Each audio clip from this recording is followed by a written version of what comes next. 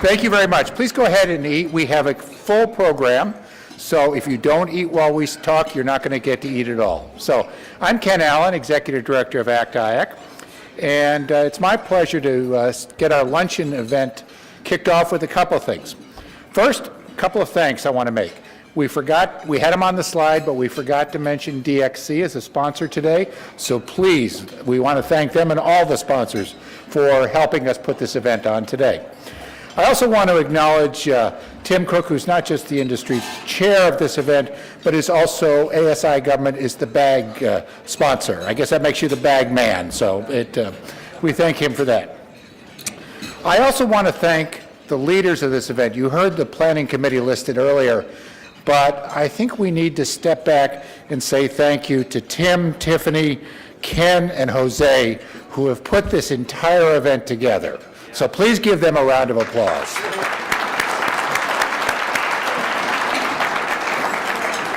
And I don't know if you did the math this morning when Tim mentioned they had their kickoff meeting in January, but that is literally true. They put this entire program together in less than 90 days, which is quite an accomplishment. So kudos to them. And finally, I want to thank you for being here today. We hit our registration, it's 404, 50% government, 50% industry. So that's a great example of our community. And one of the things, for those who don't know about ACT-IAC, just a quick plug on ACT-IAC. One of the great things about ACT-IAC, it is a community of government and industry. We are the only place in this town where government and industry are sitting at the table as true partners working on issues together. Two different cultures, two different perspectives, but a common vision of how we can use technology to improve mission performance. This is also a safe haven. We don't lobby, we don't take government funding, we do operate on consensus. It is one of the few places in town where you can sit together, you can disagree, you can debate, but at the end of the day, we reach consensus. It is an opportunity, as Hondo said this morning, to learn what's working from your peers, and if there isn't a solution you find, we can work together to develop new ones. So it's a great venue. I want to talk about a couple of things coming up because there's a lot on our plate. Next week, if you're interested in blockchain, we have an event on blockchain on April 3rd. We've already got about 250 folks registered for that. There's room for a few more, so please, if blockchain is on your agenda, plan to do that. If healthcare is on your agenda, on April 19th, we have a Healthcare Innovation Day. It's going to be a full day on healthcare, technology, what's happening in that arena. And then finally, the one thing I want to mention, many of you have heard about the Executive Leadership Conference that ACT-IAC has done since about 1990. For the last 11 years, we've been in Williamsburg. Well, this year, it's going to be an entirely new event. We have a planning committee of about 50 government and industry folks under the leadership of Tony Scott, whom some of you may remember from the past administration, and Leslie Field, who are designing an entirely new event. We've moved it to Philadelphia. It's got a lot of exciting things. We're going to have a full day of training on Sunday. We've got a technology showcase. We've got collaborative sessions. We've got panels. We've got keynote speakers. It's October 14th through 17th. And I think the best way, I urge you to go to our website and look at it, the best way to describe what's happening is the wording that the planning committee came to describe what they're trying to do. Imagine one place and time where government and industry come together on neutral ground and stand united in the collaborative pursuit of the greater good. Innovative ideas, bold thinking, and creative energy are the guiding lights to a more productive and advanced tomorrow. That is Imagination ELC 2018. I hope we will see you there because it promises to be exciting, informative, and valuable. So with that, it is my pleasure now to introduce Mitzi Meade, the IAC chair, and Marty Cummings, who is a member of the IAC Executive Committee, to take us to the next part of our program.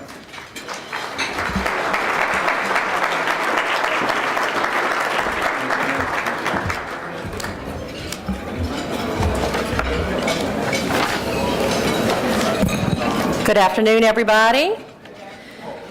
As Ken said, my name is Mitzi Meade, and I'm the IAC Chair, and I'm also a proud ACT-IAC Fellow and Partners Class graduate of 2001, along with Tiffany Hickson.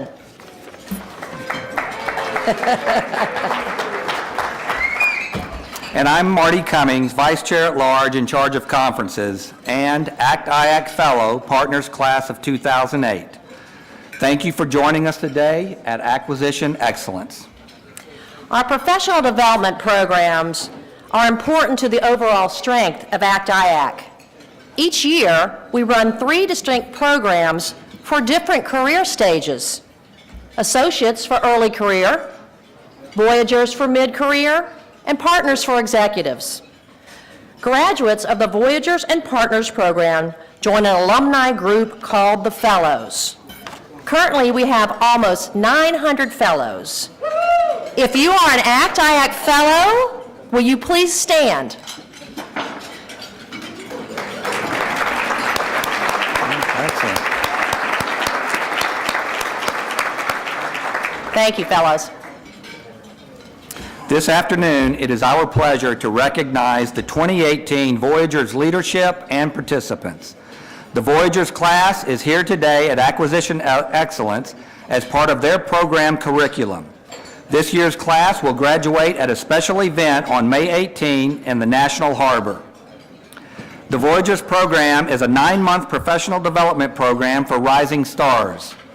The term Voyager denotes someone who makes a long journey in search of new knowledge. The program's objective is to prepare mid-level managers for future leadership roles. The government chair for the 2018 class is Stacy Riggs of the General Services Administration. Stacy, thank you.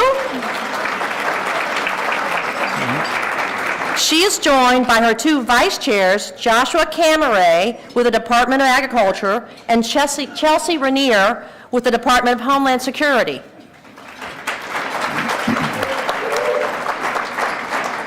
On the industry side, we have our chair, Mike Barrera, with Riva Solutions.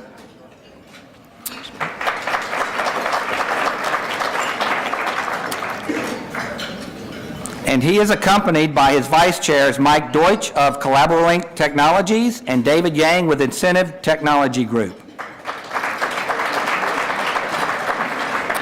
And now it is our pleasure to announce the Voyagers class of 2018. Please hold your applause until everyone has been recognized. The government Voyagers are Kathy Atkinson from GSA, David Barber from VA, Jennifer Bartell from FDIC, Erica Bunkley from GSA, Christina Heller from VA, Tila Ketty from GSA, Pat Cote from Agriculture Risk Management Agency, Brendan Mahoney from GSA, Angelica Matias from GSA, Kimberly De Silva, GSA, Brad Murray, GSA, Philip Prestopino, GSA, Andrea Smith, EPA, Carrick Stanwyck, Agricultural Risk Management Agency, Marvin Worsham, Housing and Urban Development, and Doris Vodensky, General Services Administration. And the industry Voyagers are Catherine Barnes, DXC Technology, Suzanne Gill, BRMI, Brad Johnson, Capgemini, Rachel Cleaver, GDIT, Emily Mark, E3 Federal, Patrick Mathias, Microsoft, Angela Plumas, KPMG, Erica Piscatus, Oracle, Lindsay Ho, DevTech, Cherie Reed, TCG, Jennifer Ray, Riva Solutions, Robert Turman, CGI Federal, Catherine Vallette, Booz Allen, James Wallen, Robbins Joya, Jeffrey Williman, the Ambit Group, Jesse Williams, Vintech Solutions. And here are our Voyagers. Give them a round of applause.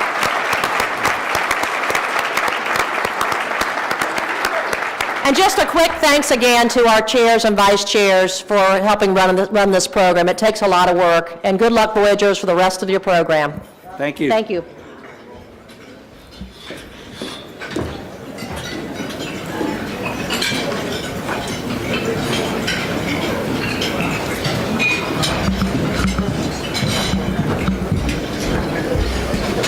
Hi, everybody. That was a little bit of a quicker turnover than I expected. I was all the way in the back.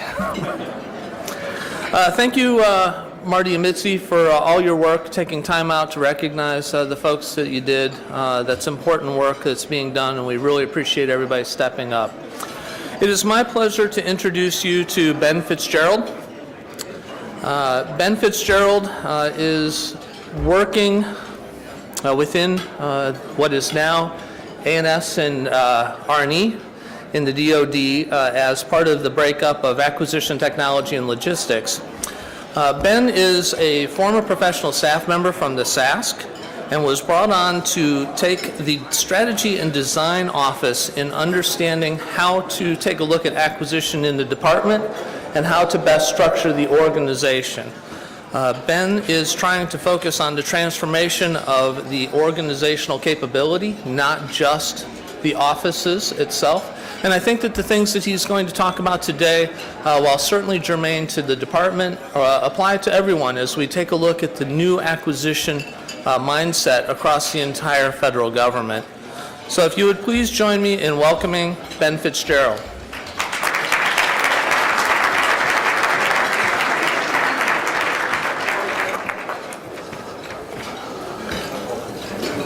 Okay, good afternoon, everyone. There's nothing I enjoy more in life than listening to someone to talk while I'm trying to eat. So I understand the position that I'm in here, and I'll try not to get in the way of lunch too much. I'll start out just by giving you the standard caveat that I'm not here representing the Department of Defense's views or the United States Senate's views, just my views, and I'll try to keep them to things that aren't especially controversial. We'll see how I go. The main thing that I want to do today is to talk about change. It's easy to talk about innovation writ large and all these kinds of things, but I really want to focus on change for a couple of reasons. There's some obvious change that I should be discussing here today. As you may have heard, the former Office of the Undersecretary of Defense for Acquisition, Technology, and Logistics is no more. But I'd really like to spend some time talking about that, putting that in context, and giving you a sense of how we're thinking about that and how we're thinking about the new acquisition and sustainment organization. So if we get into some of that, the history of why we're changing. So AT&L, as of February 1st, ceased to exist. That was an organization that was created by the Goldwater-Nichols Act of 1986 and really based on the work of the Packard Commission prior to it. So why are we reorganizing? You may have noticed that a couple of things have changed in the world since 1986. We may want to make a couple of updates inside the Pentagon. So let's think about what some of those changes are. We no longer face a monolithic existential threat in the form of the Soviet Union that rightly occupied the majority of our thinking, even into the 80s. We no longer have privileged access to technology with national security consequence, as we did in the 80s. It was starting to change in the 80s, but prior to that. Relatedly, the business environment has fundamentally changed compared to the middle of the 1980s. Global R&D spend now dwarfs DoD R&D spend and government R&D spend. Relatedly, the flow of innovation no longer occurs from the United States out. It's a global environment that you guys are all well aware of. And from a traditional defense industrial-based perspective, we no longer have these large conglomerates that do both defense business and commercial business that allow for a free flow of technology between those two parts of their business. We have a defense industrial base of defense specialists and then commercial entities that seek to play in that space. So amid all of that change, end of the Cold War, massive changes in the geostrategic environment, the Department of Defense and really AT&L, we made some changes. We tweaked our organizations a bit. We added some new officers. We changed the process. But we didn't really change at a level commensurate with the change that was happening around us. And so Congress forced us to change. And there's a lesson there. Do you want to change yourself, or do you want to be changed by others? And how much control do you have over that? So let's summarize what some of those changes are, because there's been a lot. The first thing right now is that we have a national defense strategy instead of a quadrennial defense review. The NDS is a creature of Congress. It was created, I think, in the 16 NDAA. That NDS, which has just been released, and you should have seen the unclassified version of that, does a great job of describing the threat landscape in ways that are different to the ways that we had traditionally done that and the ways that we had oriented our capability planning and investments. Importantly, from an AT&L perspective, we had traditionally had milestone decision authority. That has been delegated down to the services. We now have the authority to create a new tier of acquisition, the middle tier of acquisition, to do rapid prototyping, rapid fielding. Interestingly, we have not yet implemented that authority, despite the fact that it was given to us in the 16 NDAA. So we're only 2 years late on that one. We've also seen, and I was involved when I was on the Hill, in opening up the use of other transaction authorities. And I've seen, I know that you have a session later today about how OTAs got hot, which is the first time that I've heard the word hot used in the context of contracting. But like, that's cool. However you all want to do that is fine by me. I mean, it's cool, but like, it's not really that cool. We've also seen Congress make significant moves on technical data, intellectual property, those types of things, and that's going to be an interesting area to watch in the next, well, right now and over the next couple of years. And we've also seen significant changes to definitions around commercial items, where congressional intent is quite clear. They want to see the department use more commercial technology and have fewer rules around how that technology is used relative to traditional ways of acquiring defense capability. And then obviously, based in part on the department's lack of responsiveness to accepting and using those new authorities, we have the biggest change, which is the reorganization of AT&L. And I thought I would spend just a couple of minutes talking about what that reorganization looks like. And I'll use a corporate analogy. My boss, Ellen Lord, comes from a corporate background, so she and I spend a bit of time talking about it in these terms. If we take the old AT&L, what we've done is we've actually spun off a core business unit, which was research and engineering. And that's been spun off so that it can grow and it can have greater impact. We've also divested a core business function, which was program management. So it's gone from the AT&L level down to the services. We've got a few, but those have been delegated. And we are merging two significant business lines, logistics and material readiness, with energy installations and environment. So any one of those changes would be life-changing for an organization like AT&L, and we're doing 3 of them all at the same time. So it's going to be a piece of cake. A couple of weeks we'll be done. The other challenge that we have is that we need to do all of that stuff and continue to execute on our mission at the same time. So it's going to take us a little bit of time, and we're in the middle of that process. So what I'd like to do is give you a sense of how we're thinking about it. Obviously, I can't get into all of the details because those details have not been finalized yet, but I can give you a sense of high-level intent and sort of forecast where we are going. And I'll also explicitly just talk about the acquisition and sustainment side of things. I don't want to speak on behalf of my colleagues in research and engineering. The first thing I'll say is just a little bit about timeline. So the law took effect on the 1st of February.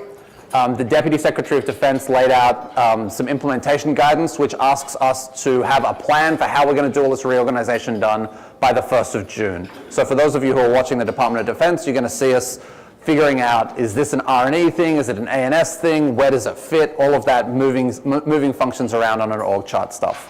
And that's going to happen up until the 1st of June. At which point the deputy will sign off on it, and then we'll start actually implementing stuff. That sounds like a fair amount of time, but we need to be really careful about this. For those of you who've had the joy of working in or around the Pentagon, you can see that organizations that had been one entity can very quickly become not friends. I sometimes worry that we're it's like you're living in India in sort of May of 1947. we don't want it to go down that path. So we're really spending a lot of time making sure that we figure out what goes where and how we can make sure that we've still got strong partnerships between all of those offices as we move things forward. From an A&S perspective, from an acquisition and sustainment perspective, we view the period between now and the 1st of June as the first phase in a 2-year process of change. Now, if we say that we're going to reorganize over a period of 2 years, on the surface that sounds like a pretty government, bureaucratic kind of, oh, we're going to take our time over 2 years. No, we don't view this reorganization from an A&S perspective as merely an organizational chart effort. What we think about this as an exercise by which we need to take 3 years of major congressional reform and build that into the core of our organization. So it'll only take us a couple more months to figure out what the boxes look like on the org chart. Changing our culture, changing how we do business, changing how we work with industry, that's going to take some time. And if we said that that was a 6-month effort, we would have done it a disservice. So what is our vision for how A&S will work? We see ourselves changing to be a policy and governance organization that provides defense-wide acquisition enablers. And let me stop and talk about what I mean by that. In the past, what AT&L did in large measure was program management. So we would say, you can make it through this milestone or you can not make it through this milestone based on how we feel about where your program is. And that was where we derived a lot of our value and decision-making authority. We don't believe that that's actually as consequential or valuable moving forward. So we want to take a data-driven approach to that. What does that mean in non-buzzword speak? That means saying that we will look at a couple of things, at least 2 levels of data. One is the performance of the actual acquisition system itself. How long does it take us to get through the system? Where do we see bottlenecks? And then what tweaks do we need to make to the policy to address that? And then there's the data associated with the capability portfolio itself. How do we know how much stuff we've got out there that's costing us what? And then how do we see the new things that are potentially coming online and allow senior leaders to make decisions about that portfolio based on the needs dictated by the National Defense Strategy and how things change in the threat environment. It also means that A&S needs to get into the business of enabling the services and truly enabling the services, not the old joke of we're from OSD and we're here to help. Figuring out how do we change policy, how do we, whether that's acquisition policy or contracting policy, there are a range of things that we need to be responsive to the services on and really allow the services who are closer to the programs to actually just go out and execute. We've been talking about that for a little while. We actually need to build that into our organization. There are some specific things that we'll do. I should also have said, we've got about 30 minutes here. I'm going to try to get through this as quickly as I can and then take some questions. So I think I should be done in like 5 or 10 minutes, so bear with me while you eat.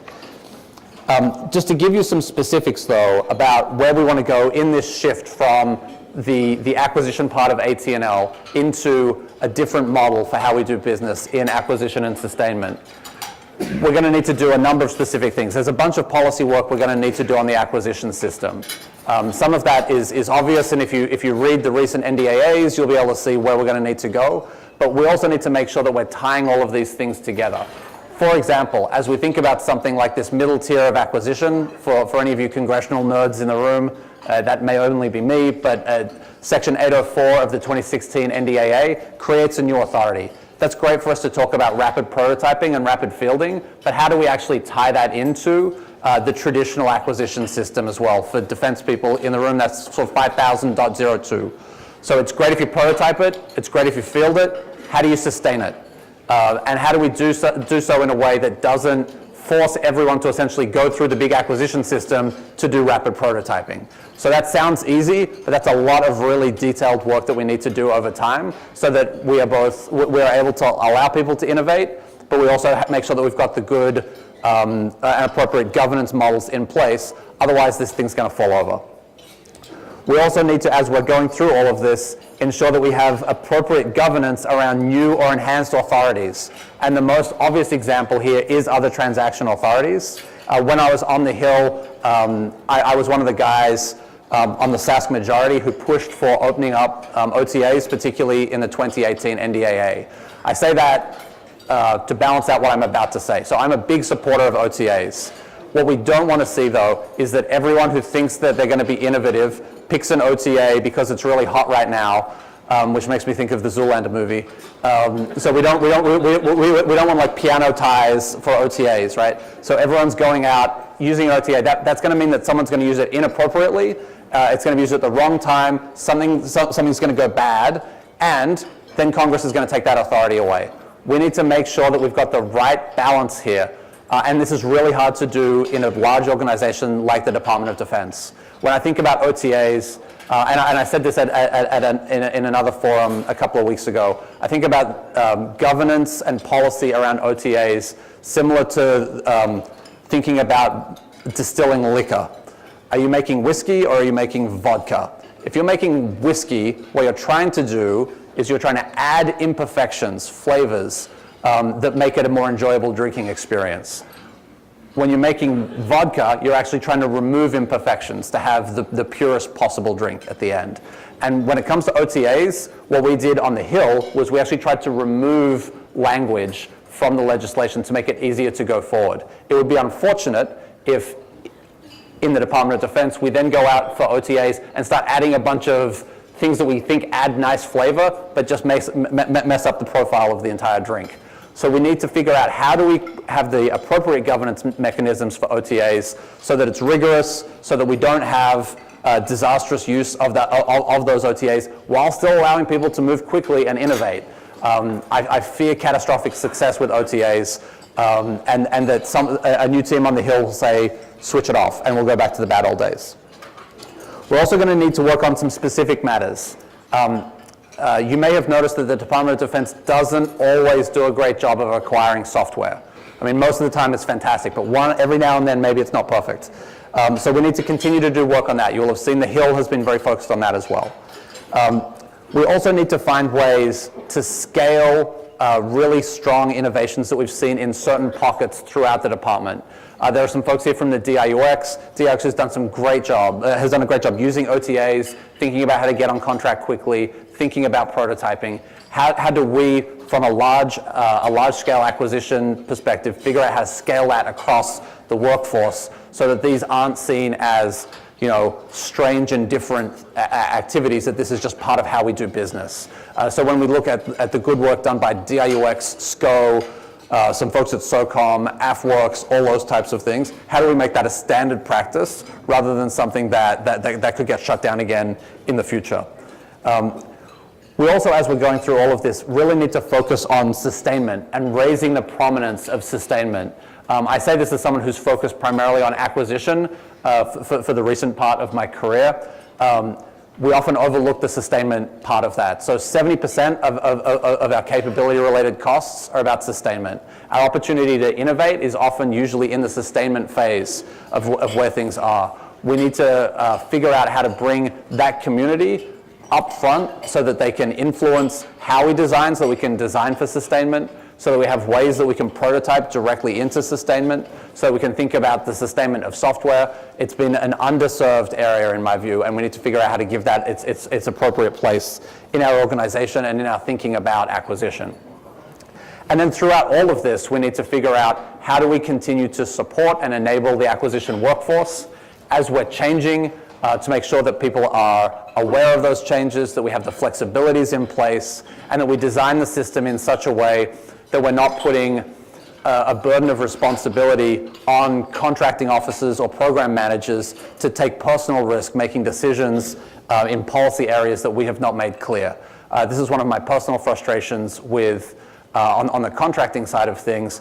We get frustrated that we don't believe that the contracting officer is necessarily like making the right decision or being sufficiently innovative, but we have not made clear, is something always going to be a FAR Part 12 thing or a FAR Part 15? If we're adapting commercial technology for military purposes, Where does it need to go? It shouldn't be up to the contracting officer to have to take personal risk to figure that out. We need to figure out ways to make the policy map to what the programs need, but also make sure that we've educated and provided sufficient institutional support to that workforce. So we'll keep doing that. Obviously, we have tools to do that through DAU, through the Defense Acquisition Workforce Development Fund, those types of things. But we also need to make sure that we're updating those so that, you know, we have short courses available when ready.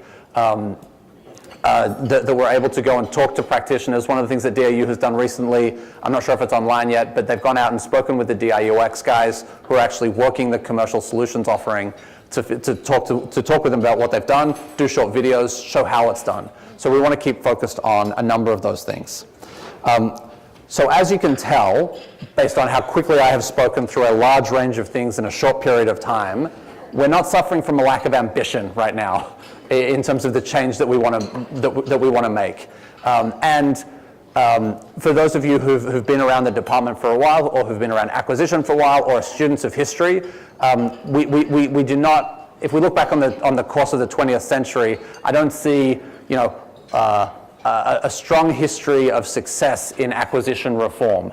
When I was in a think tank, I was writing a piece on acquisition reform, and I realized that there were at least 24 really good studies that had gone before me, none of which had really yielded any success.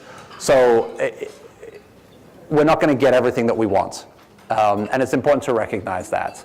We're going to be ambitious. We're going to push for as much as we can. Not everything will work out, but we're going to go for it anyway.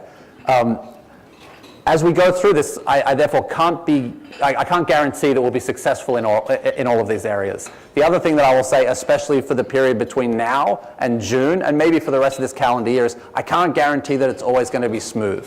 I can't guarantee that the services and R&E and A&S and all of our partners will all be on the same page about everything at the same time. We're going to need to work through that, and you may need to be a little bit patient with us as we work through, despite our best efforts to take care of all of this in a logical, repeatable, orderly fashion. So I'm going to stop talking in about 2 minutes and take some questions from my last 10 minutes here. In closing, I'd ask for your support, the support of everyone in the room here. We're going to need support to implement the changes that we're talking about.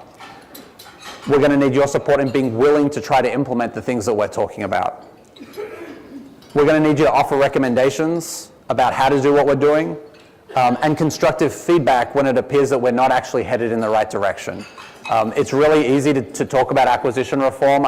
This is my third type of different role thinking about acquisition reform. It's really, really easy to do it in a think tank. You just write a report with like pretty pictures, and it's a very large hand over a very small map. It's also relatively easy to talk about this from the Hill. You need to negotiate legislation, but that's still a pretty big picture. It's really, really hard to do this when you're trying to implement the thing, when you've got to get a memo staffed, when you've got to get a decision taken, when you've got to get a contract awarded, and you've got to deal with bid protests.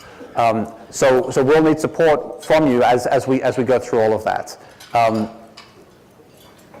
The last thing that I would say about change is that there is always risk associated with change. And we recognize that as we're embarking on this 2-year process.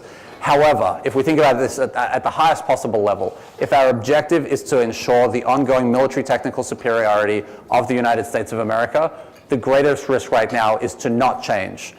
Inaction is the greatest risk. So if there are some bumps along the way, all of that is going to pale into comparison with holding on to our 1986 system, which really still looks a lot like Robert McNamara's system from a couple of decades before that.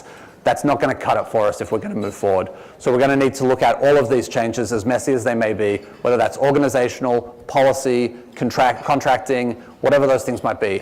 I can guarantee from an undersecretary of A&S perspective, from Ellen Lord's perspective, that we're committed to making this change, that we want to be open and collaborative as we do it. We recognize our moment in history here that another change this big probably isn't going to happen for another 20 or 30 years. So we want to seize that and be ambitious as we move forward. On that hopefully positive note, I'll stop, and we've got 10 minutes for questions. Thank you.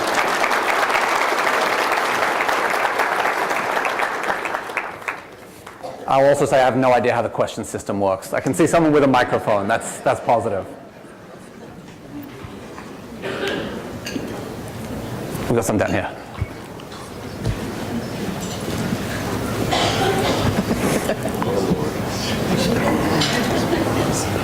I'm afraid to ask this question with Dave Drapkin in front of me and Alan Chavotkin to my side, but as you look at everything being interconnected, and my question is, how do you measure the impact of your governance when you're trying to achieve integration and jointness at the same time trying to delve authority down to the services? Yeah, it's a very good question. So there are lots of different ways to think about it. One of these is we have a challenge from the existing system for doing things is we focus very much on programs. So one of the things that we want to shift to from an A&S perspective is looking at portfolio management. So thinking across capability portfolios. One of the neat concepts that is not fully formed there yet is how do you think about integrated kill chains, for example? But even before you get to that level of sophistication, one of the things that we have people who are very good at doing this type of analysis in A&S is looking at in a capability portfolio area, what are the range of programs that are underway, and then how do you look at portfolio risk in there? And so that part of that is integration, but that's also programmatic risk, timelines. If something's not going to get delivered until 2025, and we'd said that it was going to get delivered in 2023, what's that 2-year risk look like, and how do we address it? And that's going to be an area that A&S needs to put more effort into, and we should have time to do that if we're not spending as much time worried about, do we believe that you should pass from milestone B through milestone B or not? So there's a bunch of detailed stuff in there, the details of which are difficult, the specific metrics, how you look at all those kinds of things. But conceptually, I think that it's the shift from looking at individual programs to starting to think about portfolios of capabilities. And that's also something that will allow us to describe the body of work that the entire Department of Defense is doing in the context of a guiding document like the National Defense Strategy, which lays out some pretty clear objectives. It's also an area that we need to do really well in. One of the risks associated with this reorganization is that it potentially exacerbates an existing problem. So for those of you who spent time thinking about this in the DoD context, there's actually no one below the Deputy Secretary of Defense who has individual responsibility for the entire program of capabilities that the department's working on.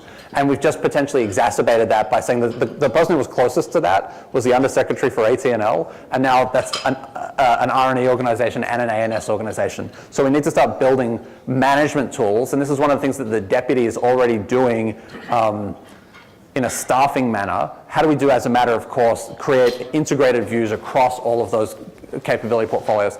And that's not something that will happen quickly, and it's also something where you need to get to a point that everyone has a common view of the data and agrees on that, so that when we get into arguments about it, we're arguing root causes and future courses of action, not, I don't believe this should be yellow, I believe it should be green, I think your data is incorrect. So again, we're not going to take care of that in 6 months, but if we don't start laying in the concepts for that now and start building some of the data environment to support it, we're never going to get there. Hopefully, does that answer your question, sort of? It does, but it was also about how do you measure the impact of, as you say, you're creating something new that then could layer policies on over the years. How do you measure that impact of those layered on policies? Yep. If you believe the federal procurement system started when George Washington gave a contract for muskets or ammunition to one of his friends, and Congress said, no, you'll get 3 bids, and the quartermaster does this, and it's been downhill ever since. How do you prevent that from happening by measuring the impact of what you do? I didn't see the bid protest report on the Washington thing, so I'm not sure of the root cause analysis there. But you're right, one of the things that we want to look at here is data around the performance of the system itself. So if we think in the private sector, we usually take data-driven approaches to policy. And right now in the department, we sort of take an anecdotal approach to policy of, this is how it is, we're going to update it. Even if you look at the way that we develop policy, you take the old policy, you share it out with everyone, you get comments back, you adjudicate them, and then you coordinate. That doesn't make sense. So we don't have all of that data yet, but we need to start talking about what that might be. So for me, that's things like, how long does it take any given program to navigate through the system? how do we start identifying bottlenecks? So if it turns out that 60% of all MDAPs get caught at milestone C for 6 months or greater, why is that? Is that because the process is flawed, or is that because we're not getting technology there at the right level? Those types of things. So there are some easy metrics that we can start doing manually, and then we need to I think the first thing is to recognize we need to do it, develop a culture that looks for that data, and then start building systems around it as we go and look at it from a policy perspective. And that should make it easier for groups like the 809 panel in future to argue from a position of informed data rather than anecdotes and those types of things. So you have a question. Hey, Ben. Good to see you. It's Grey Goose. Yeah, I remember you. I remember. This is the second time you've heard my vodka and whiskey story. Actually, I'm Mike Long with Deloitte. Yeah. Ben, could you compare and contrast using consortiums versus direct OTAs and your pros and cons of those? So I know Hondo Gertz was here a little bit earlier today, so I'm going to channel Hondo here. Use the tool that is most appropriate for the problem you are trying to solve.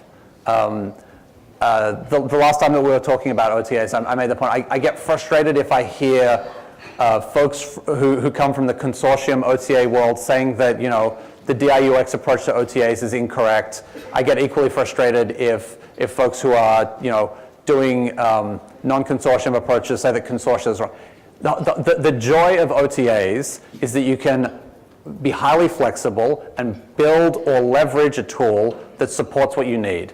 And so I think it's a false choice to have to say consortia or any other type of model. Similarly, as we're getting into, and this is one of the things that we really need to work on right now, prototyping OTAs, production OTAs, I'm more concerned about how do we make sure that it's clear when to use which, and that we've got the transitions in place so that we don't have to worry every time that we go from a prototype to a production, what the seeker implications of that are. So I'm less concerned about specific use cases and more from an acquisition and sustainment perspective, making sure that all of those pathways are available and that people understand where and when to use them so that we can get the appropriate outcome without unintentionally misusing the tools and having them taken away from us. And that's what, and I think that's an area of, when those things fall down, every now and then it's based on bad actors, but by and large I think that's a failure of leadership in terms of communicating the authorities, communicating how they should be used, and setting a clear policy environment within which people can do their jobs.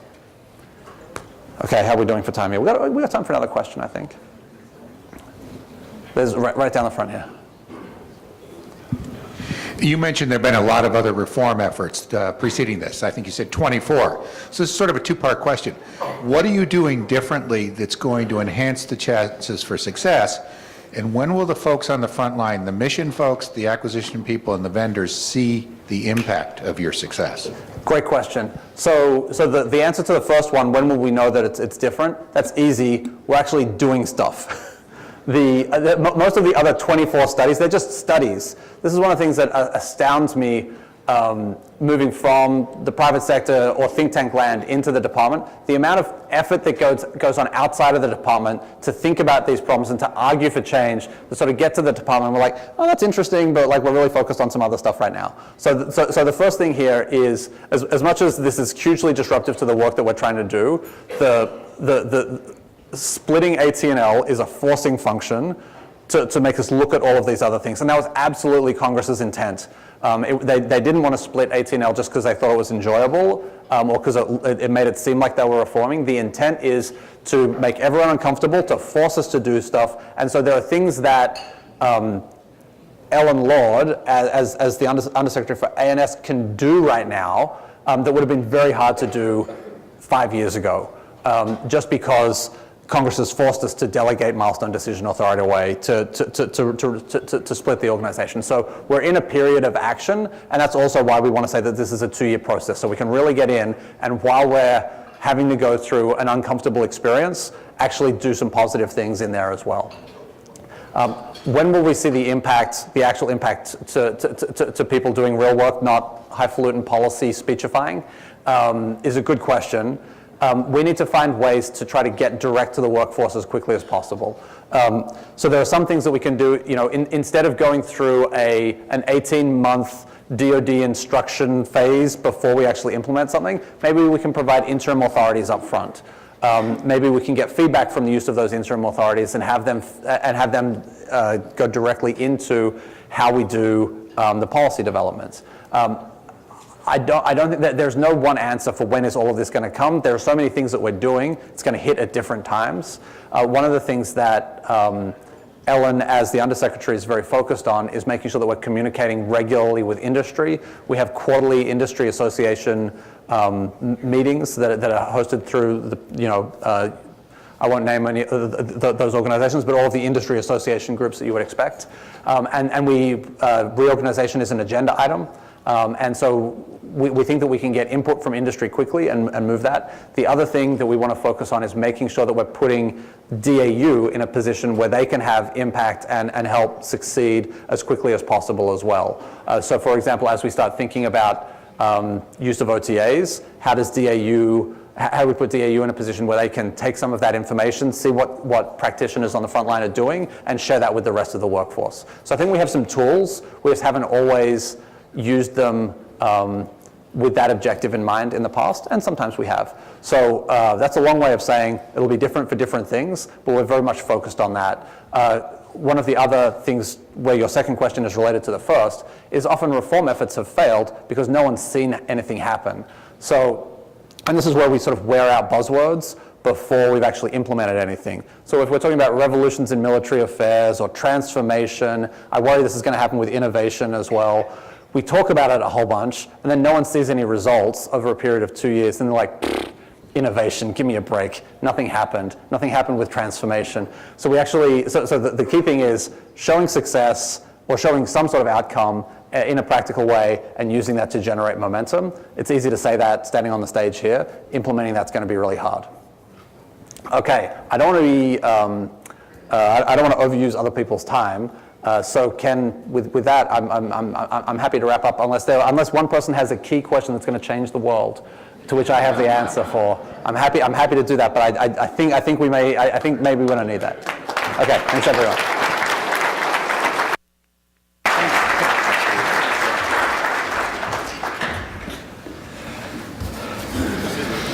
So Ben's dealing with some seismic change at DoD.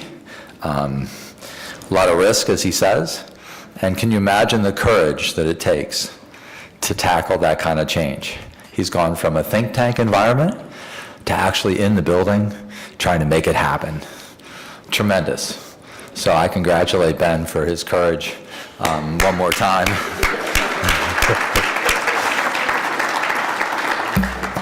It's not easy to do. It's a different world. So now it's my pleasure to introduce and welcome up Greg Giddens. Greg is a partner at Potomac Ridge Consulting, recently retired from the Department of Veterans Affairs.